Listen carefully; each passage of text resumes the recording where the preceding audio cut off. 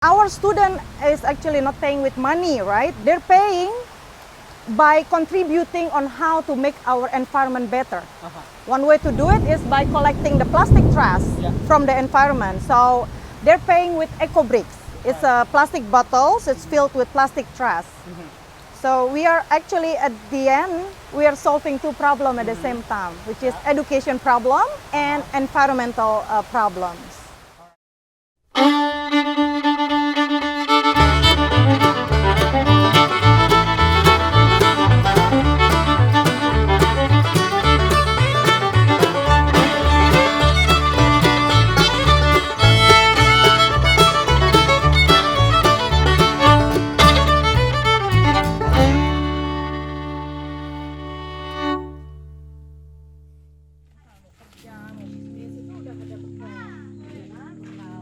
Anak Alam Learning House is basically an education center, but it's also served as safe house in some way, you know, for the local children.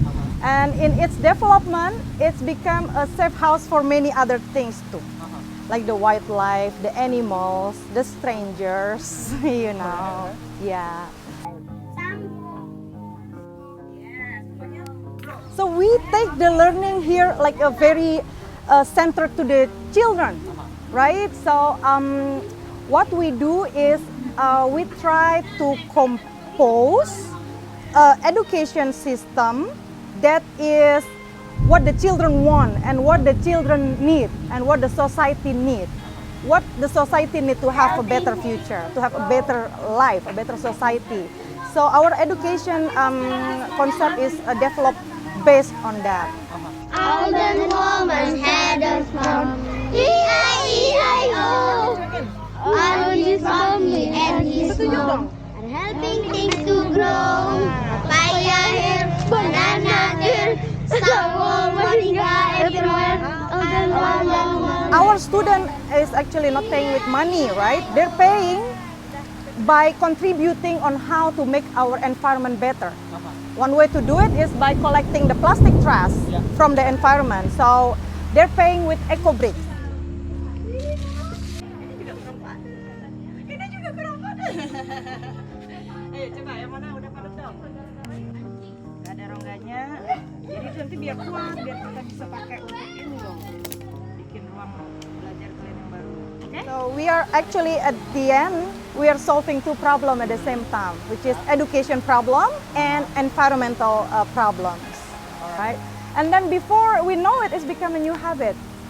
A new habit of our students that for them is a logical thing to do. If you have plastic, if you produce plastic waste, you put it in the eco brick. Otherwise, it will end up in the river, in the sea. And then they tell that to their parents. And then the parents start to see, because the parents is so customized to see their children doing that. The parent also become like, this is a logical thing. It's a normal thing to do. You take your plastic, you put it there. So it's very funny. Now 2 years we are operating with the kids. The whole village already complained to me that our plastic trash is rare now in the river. Like they're fighting for the plastics. Like, Tante, there's no more enough plastic in the river. Like we can't collect as much as we used to be because there's not enough plastic. So I told them, okay, what are we gonna do now? Yeah, what are we gonna do now? So the kids come up with new ideas, you know. So they expand their territory. They talk to their auntie in the next village, and then the adults start, why you guys become a gambel, you know, collecting trash? And then the kid was like, what do you mean? This is otherwise it's end up in the river. The river is end up in the ocean. We all eat from the ocean. What do you mean? And then the adult was like, yeah, that's true, you know. So it start changing that way. Ada yang bisa panen bunga telang nggak? Ada kan? Saya. Cari ya, cari bunganya. So first we have a learning program called Nature Play. Yeah, Nature Play, where children actually learn social science, ecology, and diversity in the nature. Yeah, and the other program is TED-Ed Student Talks. It's an international programs by TED-Ed. We bring TED-Ed to Sumbawa, to Indonesia, to empower the kids. So they feel like they are part of the global world. Yes. Even though they are living in the remote village, even though they are living in the what it's considered as the lower economy people, you know, poor people, Yeah. but they can feel empowered and learn and feel like, oh, we are part of a global world too, and we can actually contribute to the betterment of the world in general. And then also we are now in the moment developing our science in the kitchen program, which is actually the kids learn proper science, like many kind of science and math also in the kitchen. Itu orang mana itu?